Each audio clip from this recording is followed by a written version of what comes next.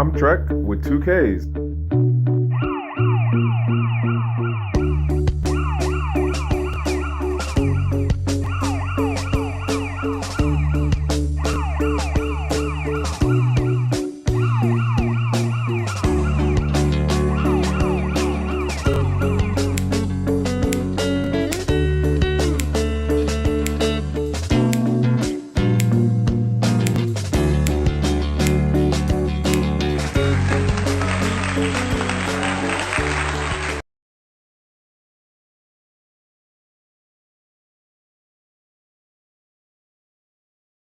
And G's, my name is Trek with 2Ks, and this is Trek with 2Ks live. And yeah, I am late as usual. And yeah, it just seems like that is just a thing right now. Nonetheless, I'm here and I am trying something a little different tonight, and we're gonna see how this plays out. So uh, for those who've been following me for like, I'm trying to say like the last like 2-3 months, you've been seeing having issue with the technical stuff and how the delays play out. So we're trying something a little different. We're trying to do a no face thing. If you can hear me out there, please give me a thumbs or something to let me know that you hear me in the video side of things. I know this time I hit the mute button on both the mic and Restream, so it should have hit with the first "Hola, hola," G and G's. But yeah, if y'all could let me know. I see some people are popping in. I appreciate y'all for coming through. Um, and so with the Twitter these last couple of days, but like there's a couple of things that caught my attention. You know, we have made it as where we have come and gone past the tax man day, and I mean, granted, I didn't pay enough attention. I'm gonna give that truth to it. Um, but it doesn't sound like there was anything quote crazy in the tax season this year, aside from, I think I heard something like a quarter or like half of the department of the IRS is either like gonna be let go or something, or has been let go. I didn't look into it, but I just was like, that don't even make no sense right now. Like, we can't be hurting for money, and then the ways that you look to get money, you're gonna like cripple the department that deals with it by being like, listen, we taking half of the workforce. But again, I'm not 100%. Somebody else out there might know better than me on that particular thing. Hopefully, a lot of that many people did not lose their job in one go. Um, it's one thing in regards to the whole downsizing stuff. It's another thing to be like, we're just gonna cripple and overwork the rest of the people who are there. Like, that's just craziness. Which then would mean you're gonna burn out your workers. Like, for the folks who actually stick around, and if they find out that they're not getting paid more money to do more work, huh, like, I don't know, man. But anywho,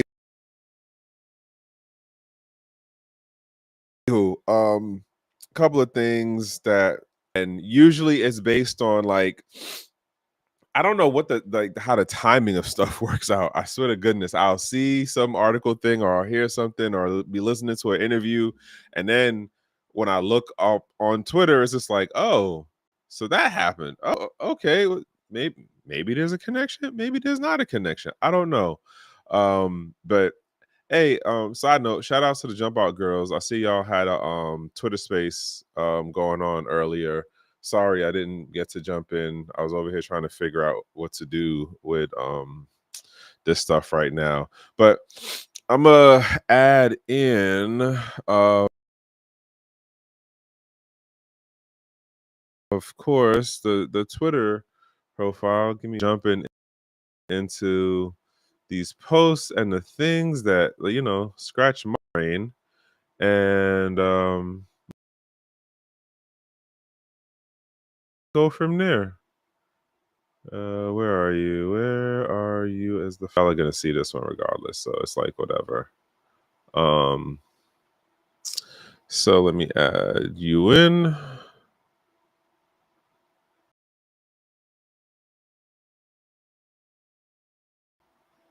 and you should see it. So, where are we at? Where are we at? Let me do something else real quick.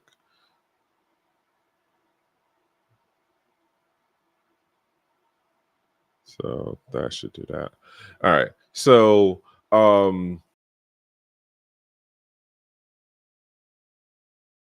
shout outs to Stacks and them. I ain't see y'all cats in a minute. Tree had re posted this thing about Bassett. I'd always mess up his name. I feel like he has one of those weird names. It's just in regards to how it's like spelt and then how you pronounce it. But nonetheless, so he's basically talking about how he thinks that financial literacy should be a good thing and it would be fun for kids to learn about like how money and stuff works, right? And so we get to this point where we bring it back to something that like if you've been in the crypto space for however long, like the idea that crypto kind of forces you to get at least some relearning how like financial stuff works is like what does money mean, what does currency mean, what is the difference between what makes a monetary system sovereign versus not, you know, like what is it that makes it that you can have rehypothecation versus why like crypto or gold is considered, well, certain crypto Bitcoin is namely number one, considered to be a hard currency versus other things that are considered to be a soft currency. Like, I don't know how much it does it now compared to what it was like back in the day. I realized something the other day when I was trying to figure out some stuff about like what I was going to talk about on here.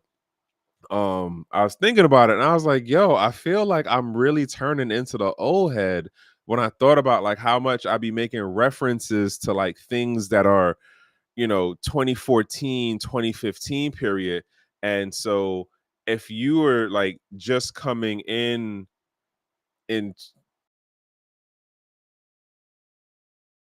2017 or even 2022, or the stuff that I'm saying is like, oh man, that's like, all right, that was back when. And if you hear it 2025, like that's a really, oh, you talking about like back in the day. Like it's like the shit we say about like hip hop folks, like, oh, you talking about the old head music, like back in the day stuff. Like these young folks, this generation Z, this millennial thing, like they be on the like, oh, well, you know, you remember back in the day, and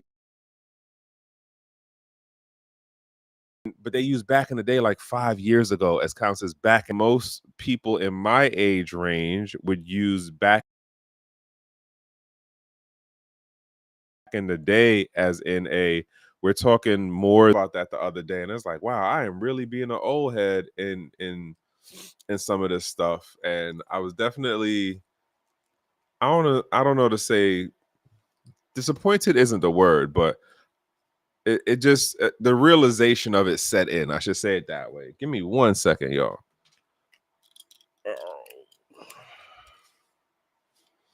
All right, so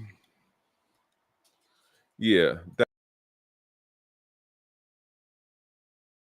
that part kind of has me feeling a little conscious, but nonetheless, he's talking about financial literacy, which is like, all right, yeah, cool, but are we really like, imagine if we actually taught the literacy at to the point that like everyone would understand, like, well, you don't need to have an age restriction to open an account because you don't need to have an age restriction to earn money, right?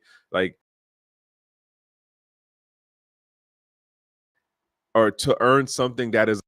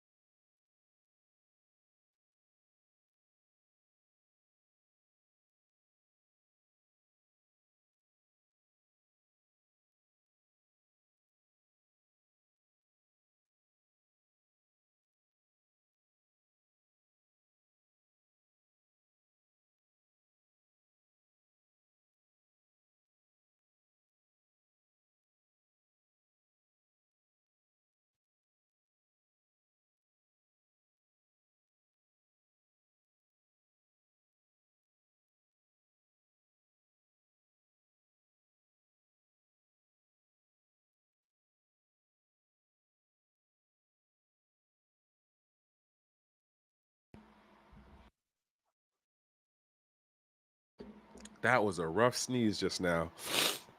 So here it is. Trump is touted as the pro-business guy. You have all of these techno bros, business folks, crypto folks, and all that, like supporting him through various means or whatever. And the mid-size, small mom and pop folks are realizing how he's impacting their actual business. But it looks like you see certain things being done on the financial side versus the action of the product or service, well, the production of a product and the providing of a service. That's how we're measuring this economy stuff now with like the new GDP metrics, right? But when you get on the financing side, which is where you can take $100 and through rehypothecation, make it have a monetary influence of $100 equals 100,000 when you do rehypothecation, which is where you lend on and you lend on 100 times or 10 times. So you say $100 and I lend it out $90, and then on that it's a whole thing to it. You can definitely Google it and have somebody explain it better than I can. But the point being is,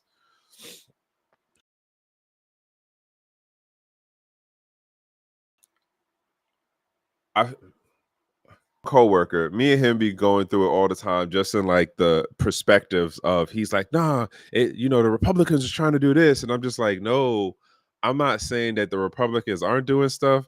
I just think that both parties help us get to the situation that we're in right now. He's like, nah, but the Democrats was blah blah blah. At the end of the day, like, Republicans had to vote on it too. But nonetheless, the where I'm going to that is, you have the financial markets doing what it's doing, because he made this point, and I'm taking him as like one of the average, like, educated political folks who does his civil duty as far as voting and stuff, right? And listens to a lot of the American news, like, crosses over for CNN and crosses it with like what MSNBC and shit is saying, right?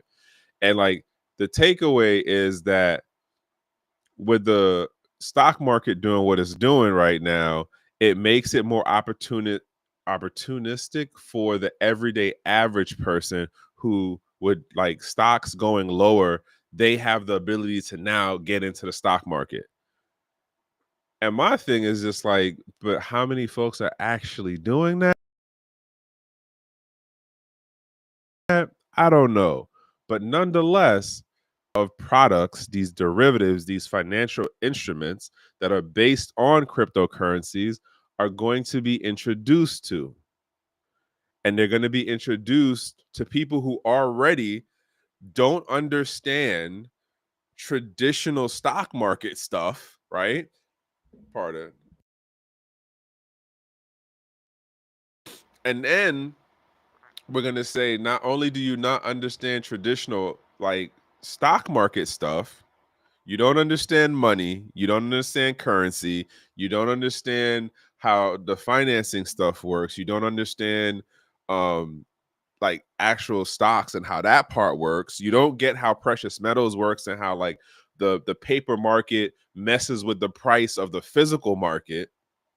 And then we're going to tell you, hey, we got this other financial instrument that you can get into that's based on this thing called X, similar to like, but and just like we had the same issue in the early part of crypto, and arguably up until this day, where most folks didn't care about the technical stuff. And I'm not saying like the machinery technical part, but the actual technical parts of understanding what these words and these things mean, and then like how they actually interact with one another, and then how it relates to like the actual physical economy. Most folks don't care about that part of it. Like, I give you the example when we had literally at my job, they're like, "Oh yeah, my TSP is up. Oh yeah, my stock is," and I'm just like, "But it's literally only a day though. Like, that don't matter right now. Like, you need to see what this looks like in 2 months, in 3 months. Like, that's when you will see,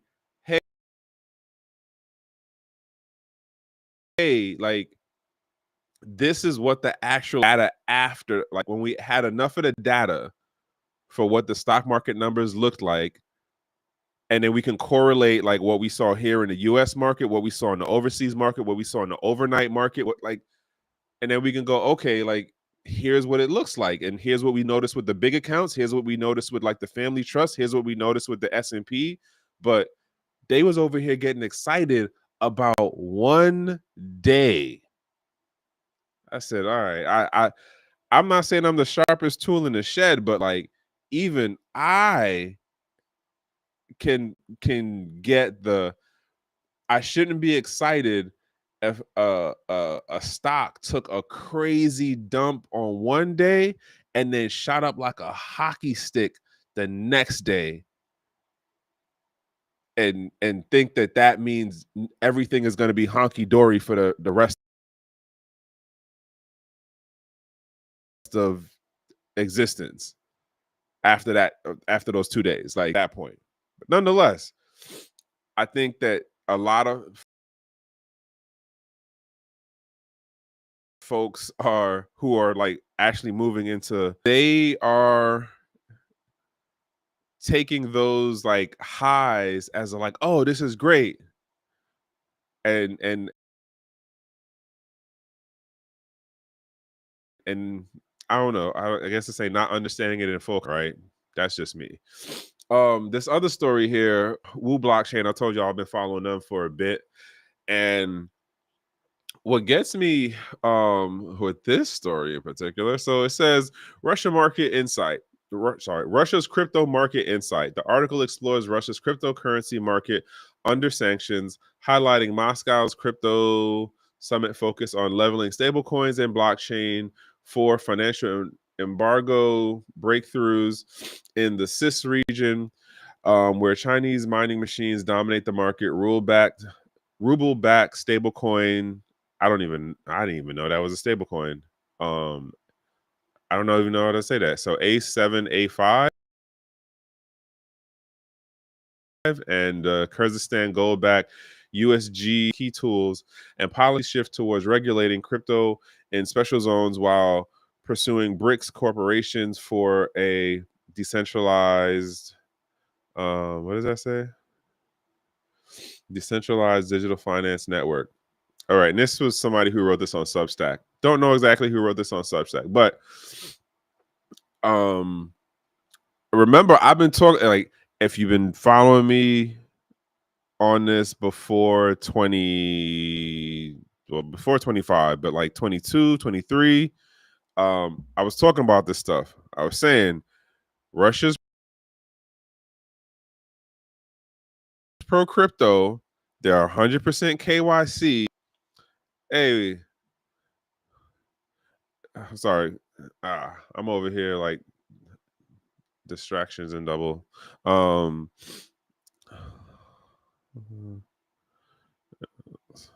Yeah, so point to what I was saying was that, like, I was saying this 2 years plus back, and they were going to use it in ways that worked for what they needed it to. Like, there's the, I think that Russia is an unrecognized case study. I also think that not Argentina, Venezuela is an unrecognized case study when it comes to crypto, that I think are not recognized as like notable moments in the now at the at the like the geopolitical bilateral trade level, at like the nation state level, right? Like I remember, again, hear me go being an old head again. I remember how um uh Andreas Antonopoulos used to talk about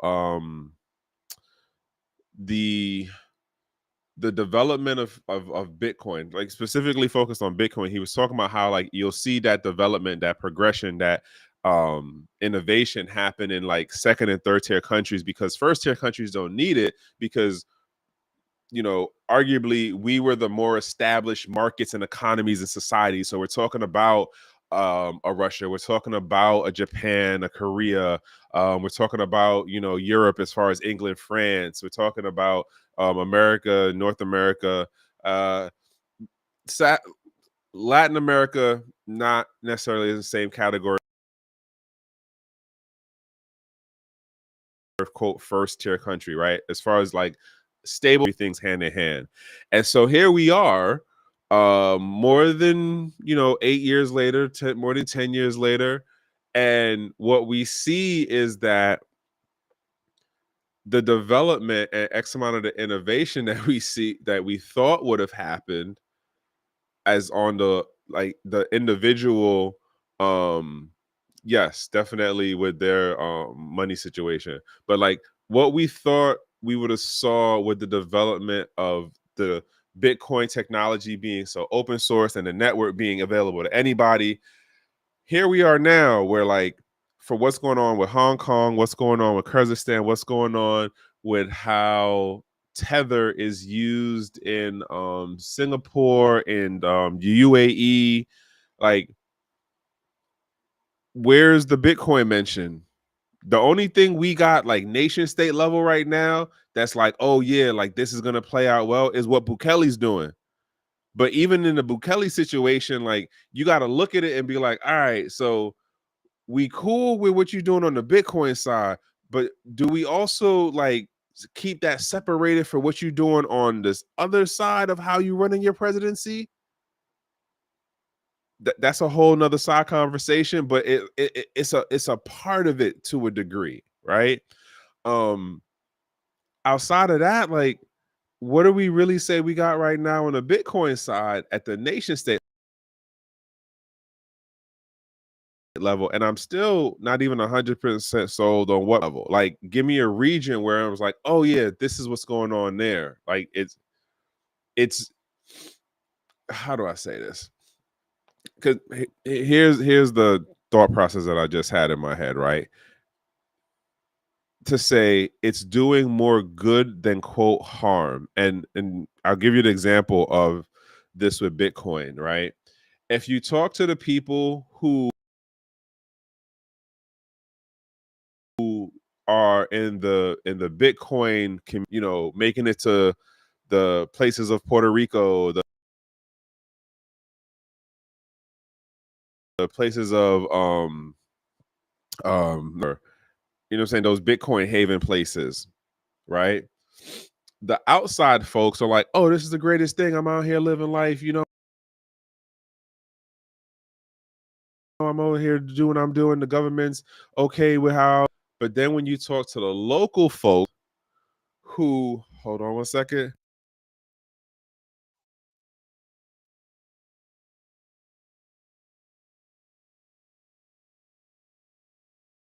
Yeah, I am going through it today. You talk to the local folks, right? So who's at the hotels? Who's working as the city trashman? Who works at the bodega place? Who's at the restaurants? Um, that oh man, Bitcoin is the greatest thing. It's gonna bring economic sovereignty and like financial freedom. And it's just like, well, I still gotta work this job as being like a cleaner at this hotel, or like I'm still over here being the teacher, and my kids ain't necessarily paying attention to that, right? Right. And that's what I'm saying. Like, and so then the other part of it is you have this influx of people from outside of that city and town and like that country who are now making the local economy skyrocket. Why? On food that like 3 years ago, it would have cost you like friggin' $1.50 USD to eat in like the major city of San Juan or in El Salvador, or even going down to yeah, definitely. What's another place like Cambodia, right? Like $1.50 was just like an equal to a breakfast and lunch back in the States as far as the dollar equivalency thing. So now you have it that the economy for the local folks, inflation is real, and it's because of the foreigners coming in on this Bitcoin wave. And it's just like, are we doing more harm than good? In that particular scenario, I'm still not 100% on how to call it, but I've heard some things. But nonetheless, to what I've been saying for a while now, Russia was pro crypto. It was just a matter of it was going to take them a minute to get to a system that quote worked for their situation. And I still hold the stance that agreements like what China did with Indonesia and their and they did something I think with UAE that was last year too. There was like maybe a couple months apart for that announcement, but those specific trade agreements in regards to like the monetary mechanism, those are going to pop up more. And if you have not been paying attention to the craziness that our administration is doing here in the States, like arguably it is not helping our situation. And I have heard people say stuff like, well, no, it's working because you see, it's like, all right, like what do we do to make the deal? And it's like, what gets me with most of the pro Trump people is they're taking these short instances of oh well, this leadership in the country, um they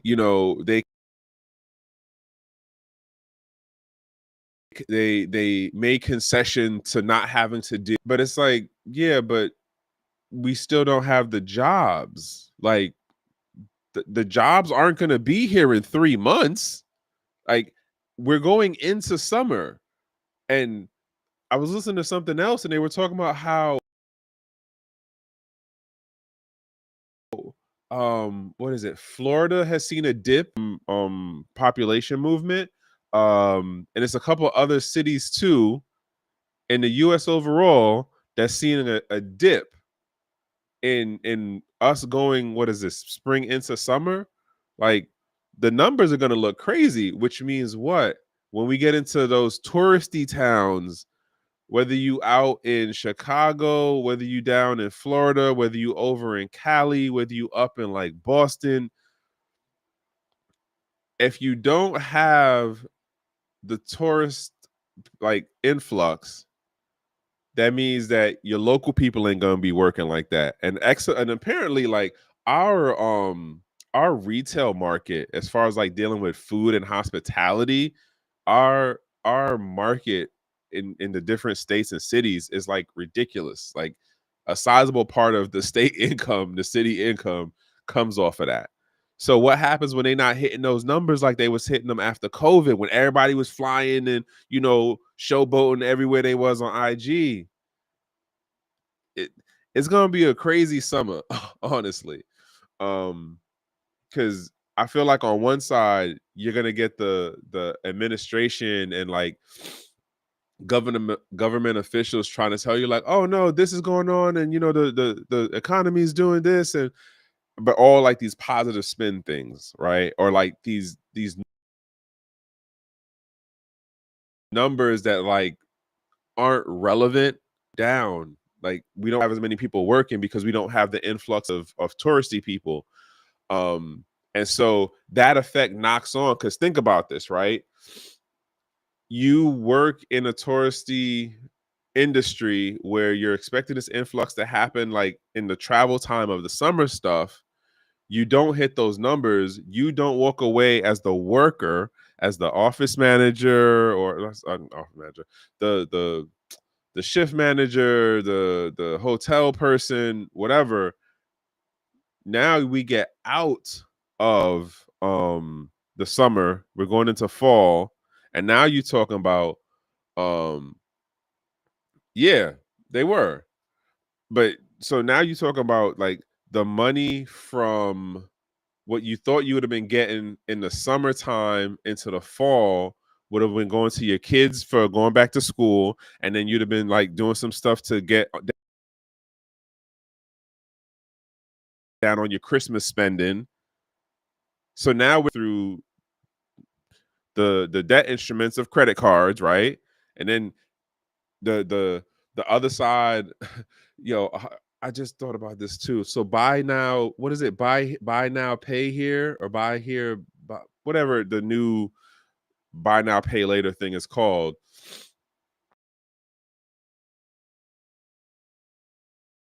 I mean, it's literally just another version of able to spend to obtain the product or service now, and then be able to get the cost of that product or service over time, right? Versus if you actually had the whole like, you know, $15 for the food, or if you had the $500 or the $150 for the product, like, here you go. I don't got to worry about hearing about this after I just gave you all the money that it was required of. But like, that's what we're going into. And again, if we talking about this thing of financial education, like, if you understand how the knock-on effect of this works, like, it's gonna look crazy, man. It's going to look crazy. Um, yeah, but nonetheless, um, Russia is about crypto, but they definitely about that KYC business, which doesn't mean there is not folks running around with Bitcoin miners and folks who have non KYC crypto. They're definitely out there. Same thing in China. Like, for all this talk of like, oh, the Communist Party, blah blah blah blah. Like there's still people who do though that they did not get from a centralized exchange. People be people, right? As I say, people be people. What was the other joint? Oh, this was the one. Was it? Oh, yeah. So again, another thing that has me going, like, I think in this administration, we're going to see X amount of with crypto related companies or crypto related companies getting their foot in more on the financial industry. Case in point with this one right here, according to Wall Street Journal,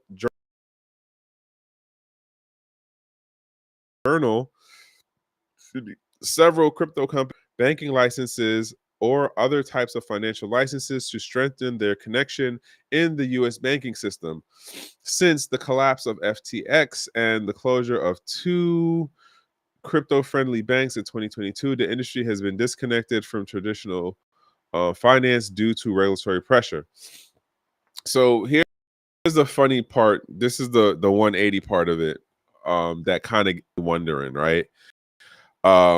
Again, like I said, I was listening to it earlier, and they were talking about like how Trump was connected to all of these tech bro people and these fintech people, and it's just like, all right, are they're like waiting for their payoff, like, hey, like, we backed you, like, when are we going to start to see stuff come out our way for what we're trying to do? And there's apparently a number of crypto people that are also in that mix.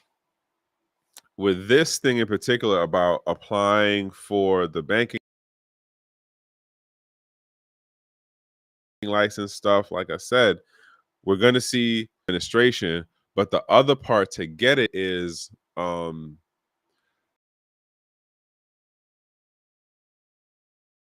So apparently during it's like since closed, right, have gone out of business. Now mind you, in this particular article they're probably talking about the two main ones that were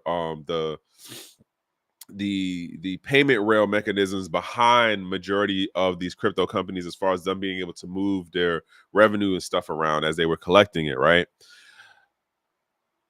But we had, I think, more than 100. I don't want to get into googling it right now, but nonetheless, like, it's not no little number. It's not like 5 banks went under since COVID, right? It's more like, I think, more than 100 banks or something like that went under since COVID. So, and those are traditional banks, right? Traditional banks, traditional credit unions, things like that. Um, so to see that, like, this new type of banking company, or this business that wants to do something within the banking sector, but they want to do it a little bit different because they're connected to crypto, and they have some financial products that they think would be great to introduce to the American market, which is really what that's going to end up being. They'll do services, but the idea is about moving you more over into these other financial products that are, quote, crypto related. So the ETF stuff, the derivative stuff, like, imagine that, right? It's Circle as the, quote, bank, and the odds of them having an actual brick and mortar, come on now. So they'll do like, oh yeah, we could do a checking account for you. We could do your direct deposit. And then boom, we got like this ETF joint. We got this thing that where we could do yield farming for you with the basically the penny, the shit coins. Like, in my mind, this is all the setup to get into that, where they'll be pushing all types of financial products at you that are like crypto adjacent. They're gonna be crypto in some way, but it's still just a financial wizardry debt products. And I mean, it only take one person to get through the gate, and then soon enough, everybody else in the industry following. We'll see how this play out, though. This is why I started getting into bookmarking this stuff, because like, part of what I do, and like with Grok, which is the AI set up for Twitter, aka X, like, you can ask questions about particular profiles. So like, one of the thoughts that I had at the end of like this year is to just be like, hey, how many of the posts were related to crypto, um like crypto news related, that were bookmarked, and then just get all of those and be like, all right, let's review of what happened through the year. How many things was like way off that I said, and how many idea down the road for what I was thinking about doing. And so here's this last one, and then I'm out. Um, so the Bank of International Settlements released a report saying that cryptocurrencies and DeFi have reached a critical mass and have begun to pose potential risks to the traditional financial system, which may exacerbate the gap between the rich and the poor. It is recommended to DeFi promote DeFi to include KYC, information disclosure, and other compliance frameworks. Explain to me, please, somebody, how does adding in KYC lessen the gap between rich and poor? Make that shit makes up, like, the level of how much, like, I want to look in and like go through the article and like pick it apart, but then I'm just like, but y'all literally just wrote this for a Western American audience who thinks, oh look, it's in the BIS, and like, more than like, you know what? I'm saying so much without even reading the article or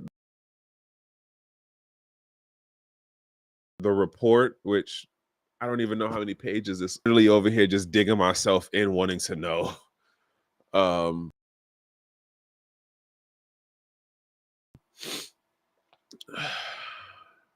report is a strong word. Report is a very, very strong word. This is not even a report. Like,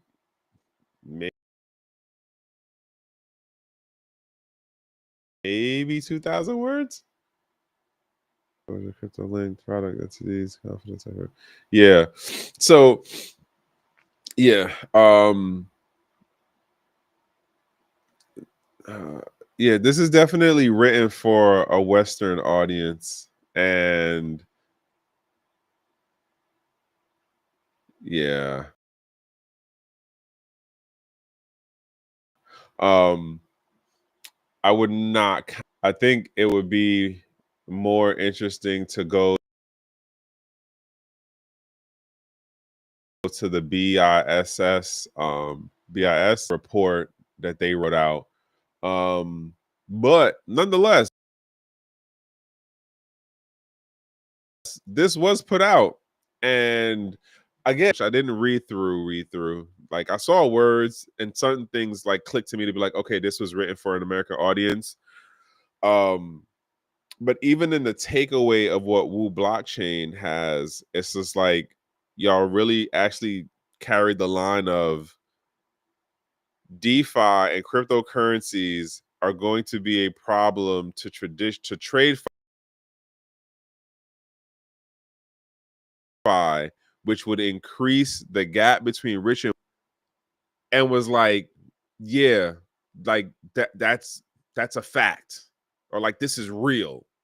What? And then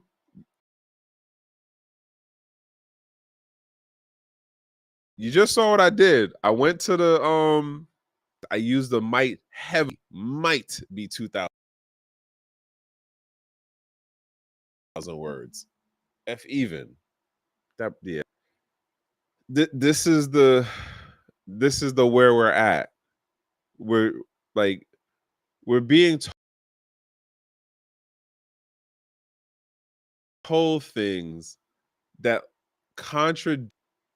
Like, I would really like to see somebody explain to me how KYC actually promotes closing the gap without being on some like, oh well, people need to have access to the banking system. Really? Do they? Because what it really sounds like you're saying is people need to have their information added in so that they can get push financial products, which is really which it, that's the part that I think is going to be the new wave of like what Circle and the ETF folks and all the other folks are going to be pushing down the road. It's going to be a new set of financial products that are crypto in name, and some might actually be like based on some kind of mining or some kind of byproduct of actual crypto or a stable coin or whatever. And then some of the stuff is just going to be based on shit coins, and give it another like maybe like a half a generation, but it will be a thing. It's going to be like, yo, it's going to be like for my generation, like how CDs are things.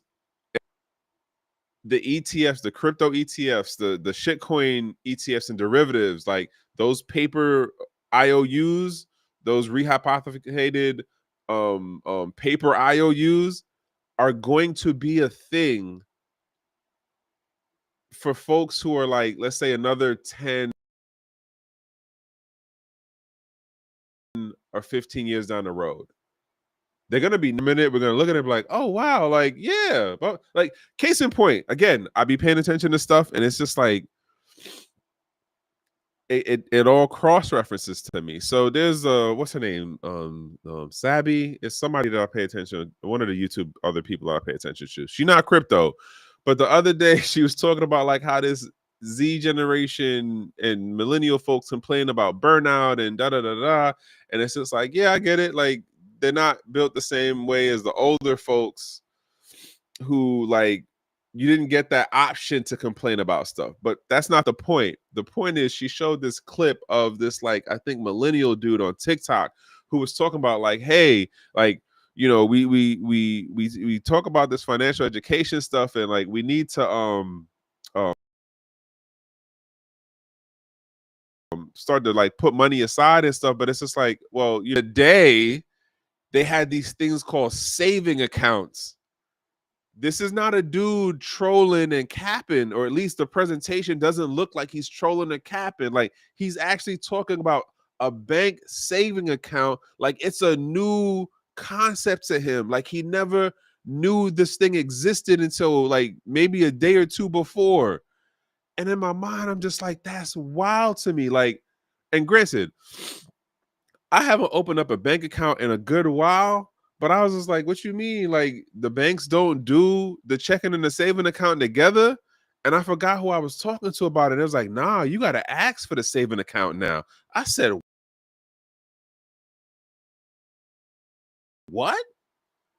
Again, I'm over here be like mind blown by some of the things. Again, I'm watching this recording of the dude's thing, and he's like, "Yeah, man, we need to bring this back. Like millennials, Gen Zs, we need to bring this back where we can like save money on the side."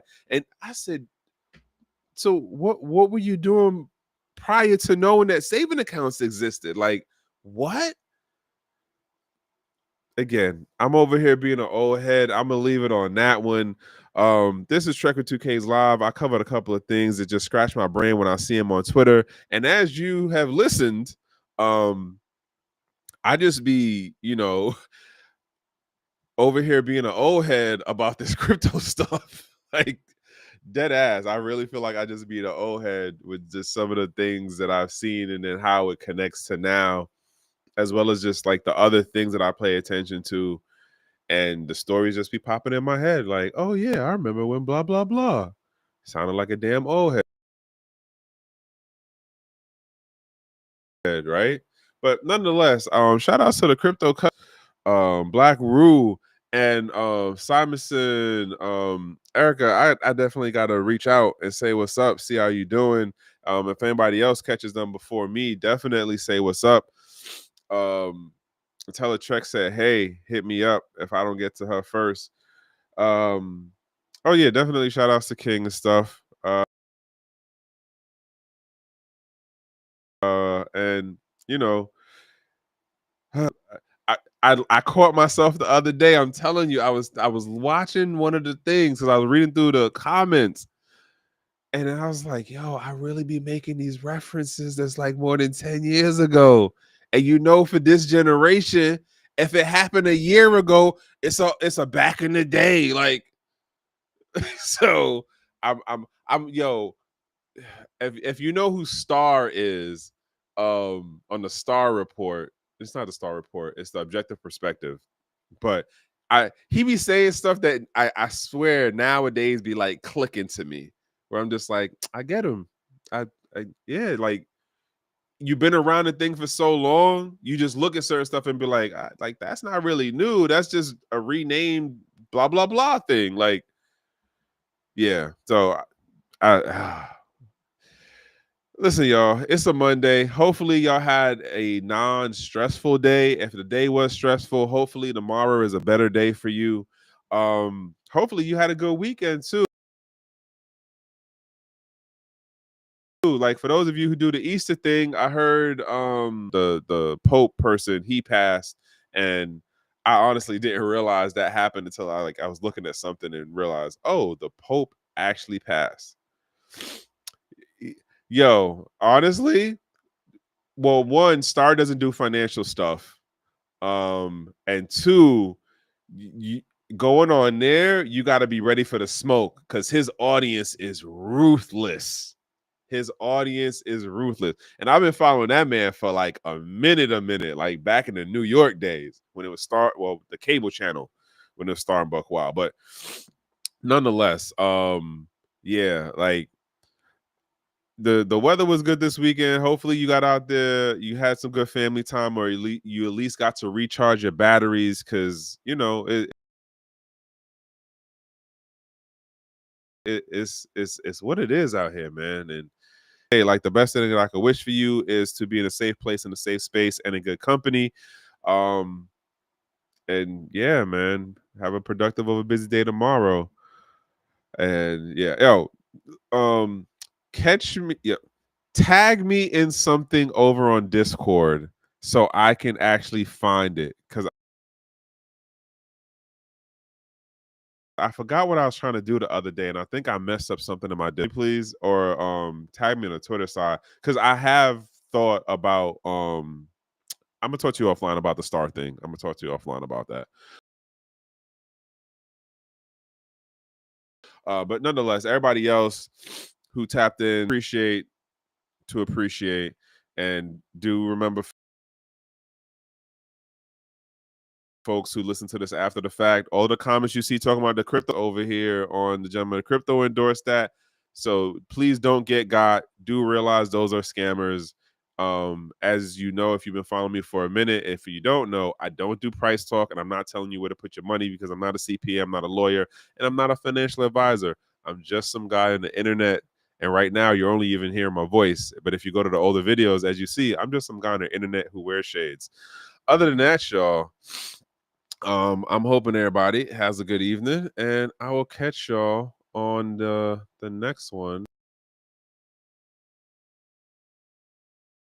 What are we doing? There we go. All right. I'm out.